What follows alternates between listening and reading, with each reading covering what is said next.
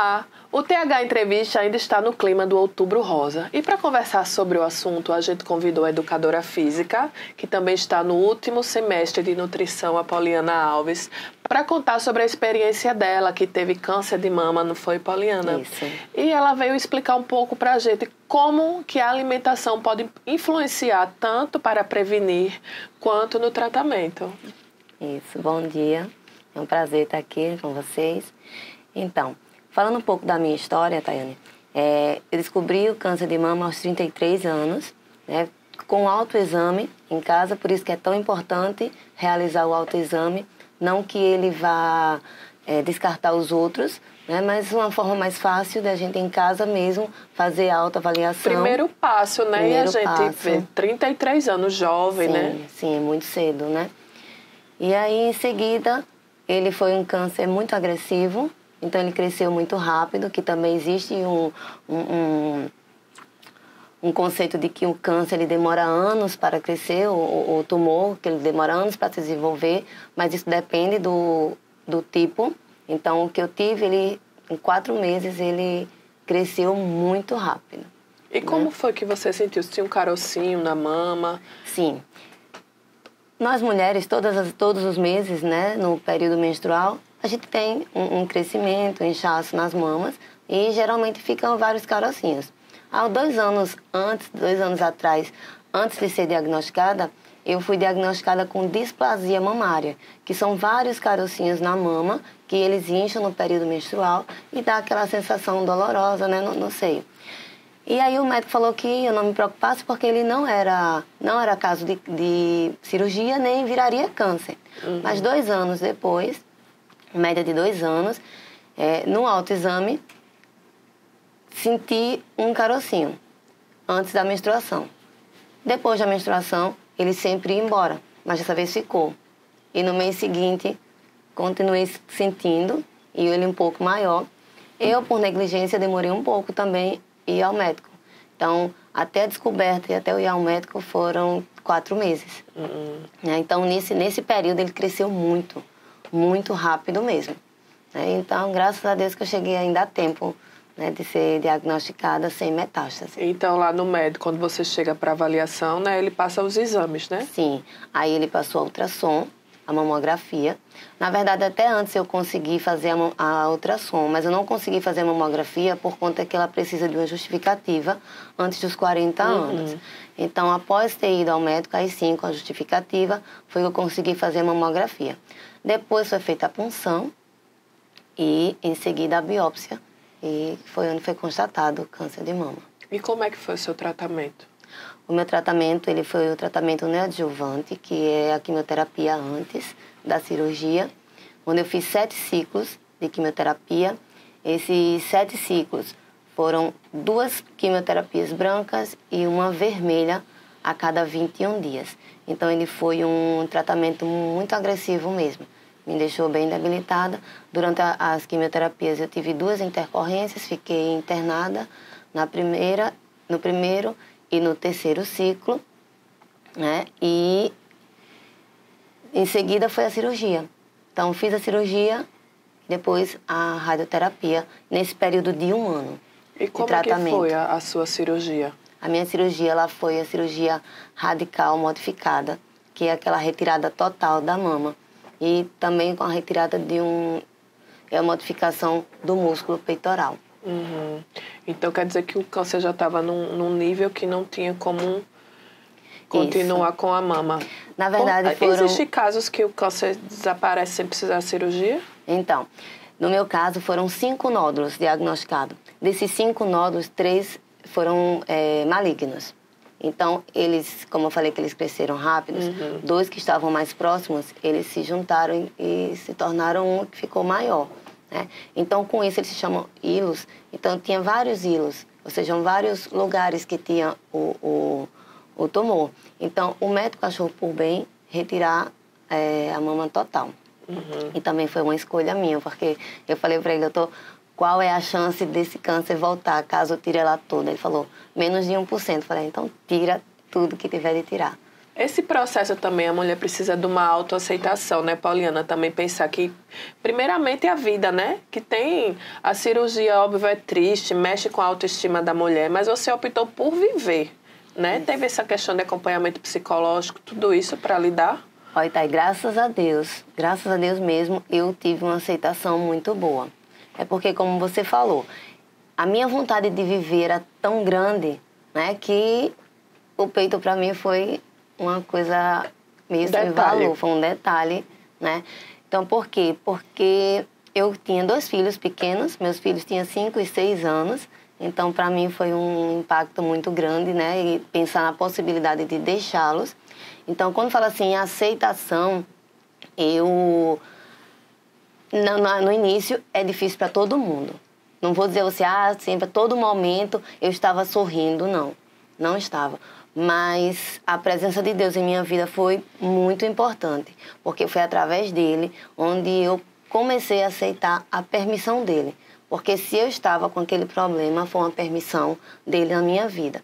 E quando eu coloquei assim, que ele teria um propósito para mim, se esse propósito fosse estar aqui, junto dos meus filhos, bem, mas se não fosse, alguma coisa ele tinha, algum propósito para os meus filhos. Então, daí eu comecei a aceitar mais, né? Então, levei todo o tratamento de uma forma bem tranquila. Não foi necessário para mim, no caso, acompanhamento psicológico, não. Eu tive uma aceitação muito boa.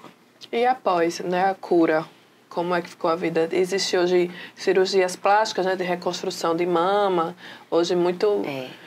Que ficam perfeitas, né? Eu tenho uma amiga também que com 30 e poucos anos teve que tirar os 2 seios, né? Mas só que a autoestima dela tá ótima, porque ela faz questão de mostrar para as amigas, olha como ficou bonito, nem parece que não é, né? Então, assim, para as mulheres que passam por isso, o que você teria a dizer? Que faça o tratamento, siga as instruções do médico, porque tudo se resolve depois da cura, né? Tudo se resolve. Mas, assim, no meu caso, eu não fiz a reconstrução da mama. Eu não reconstruí porque, como eu falei para você, a quimioterapia, ela foi muito agressiva. Ela foi... foram 7 ciclos bem pesados. Então, na hora da reconstrução, na hora da cirurgia, foi indicado a mim não fazer a reconstrução naquele momento, porque eu já estava com o corpo muito debilitado. Então, receber um corpo estranho, que seria a prótese, eu correria um risco maior. De rejeição, né? Então, eu já tinha passado por um tratamento tão pesado da quimioterapia, ter vencido a quimioterapia e chegar numa cirurgia e ter complicações. Então, naquele momento, eu decidi que não queria. E aí, veio o pós, como você falou, terminei, fui sim a 2 cirurgiões plásticos e eles já falaram para mim o que é que precisa e o que é que não precisa. Como eu falei que a minha cirurgia ela foi radical, modificada, então eu praticamente não tenho músculos, né? O músculo peitoral. Então, para refazer hoje, principalmente, eu fui há uns 3, 4 anos após. E, assim, eu saí de lá sem vontade realmente de reconstruir. Na verdade, é quando eu penso de voltar para um hospital, de passar aquele período todo. Eu hoje faço tudo na minha vida. Então, eu faço natação, faço musculação, eu faço um cross-training funcional. Não uso roupas decotadas, mas minha vida é tranquila. Normalmente, como se eu tivesse uma mama reconstruída. Maravilha. Mas foi a partir daí, dessa sua experiência, que você se interessou pela nutrição, para orientar as pessoas sobre como a alimentação influencia, né, no aparecimento não só do câncer de mama, mas de outros... em outras partes do corpo, tipos, né? De câncer, exatamente. Muitas vezes a gente acha que ter um câncer é genético, é hereditário. Porque alguém da família porque alguém da família teve. Sempre fala assim, Pauliana, tem alguém? Tem. Na minha família tem vários tipos de câncer, vários, não somente da mama, mas vários. Sendo que durante o tratamento eu fiz o teste genético, que é o BRCA1 e BRCA2, e não existe mutação neles, então no meu caso não foi genético. Então, a gente vai para outras partes, que é a alimentação, falta de atividade física, né, o tabagismo, o álcool. Isso tudo são fatores de risco para o desenvolvimento do câncer. Mas, até então, a gente não tem, até que a gente passe, a gente não tem tantos cuidados, né? É verdade. E depois que eu passei por ele, aí eu faço o PET anualmente. O PET, ele é um exame onde ele vai escanear, PET scan, PET CT, onde ele vai escanear todo o corpo e ele vai rastrear onde tem células cancerígenas ou alguma outra inflamação. Então, a gente recebe, como a gente faz tomografia, ressonância com contraste, então a gente recebe o contraste e recebe o marcador. E esse marcador, ele é a base lá também de glicose. Por que isso? Quando eu li lá todas as orientações do exame, e aí ele fala que as células cancerígenas, ela absorve 16 vezes mais a glicose, que é o açúcar, do que uma célula normal. Então isso me chamou muita atenção. Então a partir dali eu passei a pesquisar e a buscar a relação do açúcar, da glicose com o câncer. E realmente o açúcar, ele é um grande vilão e ele é o principal alimento do câncer de mama e qualquer outro câncer. Por isso que os nutricionistas, né, e os médicos orientam tanto, principalmente para as crianças não começarem a comer açúcar logo cedo, né? Exatamente. A gente sempre acha assim, mas é gostoso o paladar, eu gosto muito, eu sou uma formiguinha. Eu sou uma formiguinha, mas aí a gente vai procurando diminuir, evitar ou até fazer substituições inteligentes. Você agora, como já está se formando em nutrição, qual orientação você daria? Primeiro para prevenir, aí depois, quando alguém está com câncer, como que é essa alimentação também para ajudar no tratamento, né, na recuperação? Isso, como na prevenção, a gente ter uma vida mais regrada na alimentação, praticar atividade física, né, diminuir o consumo de álcool, diminuir gorduras, principalmente as mulheres após a menopausa, porque ali a gente tem a tendência de acumular mais gordura e ficar um pouquinho obesa. Então a gordura também, ela é um fator de risco para o câncer, né? E isso na prevenção. Então no tratamento é evitar o carboidrato, porque a glicose, ele é a base do carboidrato. Todo carboidrato vira glicose. Quais seriam esses alimentos que a gente costuma comer no dia a dia, né? Isso. São aqueles tradicionais que a gente sempre fala, mas o café da manhã do brasileiro é dessa forma. Que forma? Ele é recheado de produtos à base de farinha branca refinada. Que é farinha branca refinada. Bolo, pão, bolachas, biscoitos. Né? Tudo isso, tudo que seja a base do trigo, né? O trigo for a base daquele alimento, é um alimento à base de farinha refinada e que ele deve sim ser evitado. E também o próprio açúcar de mesa, né? O açúcar, aquele cafezinho. Então, mas eu não como, só tomo um pouquinho de açúcar no cafezinho. Mas quantas vezes você toma um cafezinho no dia? Exatamente, né? Principalmente no trabalho, escritório, né? A redação mesmo de jornalismo, todo mundo toma café o tempo todo. Isso, e daí também a gente tem que ver as trocas inteligentes. Não vou mais tomar açúcar e vou para adoçante.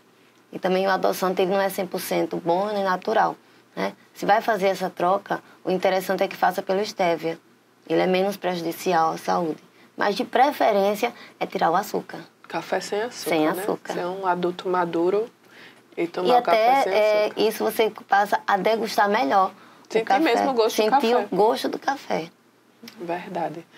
E para encerrar nossa entrevista, Polly, adorei ouvir sua experiência. Obrigada por ter dividido com a gente. Eu que agradeço. O que é que você diria para as mulheres? Principalmente o que me chama a atenção é essa questão que você era muito jovem, né?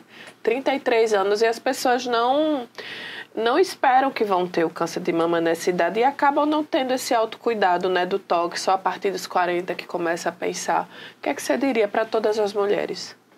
Então, primeiramente, ser um pouco mais regrada na alimentação, na parte de prevenção, né? E em seguida se tocar, independente da idade, né? Como foi visto, hoje está cada dia mais mulheres cada vez mais jovens, cada vez mais jovens desenvolvendo câncer, né? Isso com 29 anos, 27, 28, 30, 33, como no meu caso, né? Então isso é se tocar, fazer o autoexame, né? E saber conhecer o seu corpo, porque quando a gente conhece o nosso corpo, a gente vai saber entender quando tem alguma coisa estranha e aí sim procurar rapidamente a ajuda médica. Obrigada, viu, Polly? Eu que agradeço.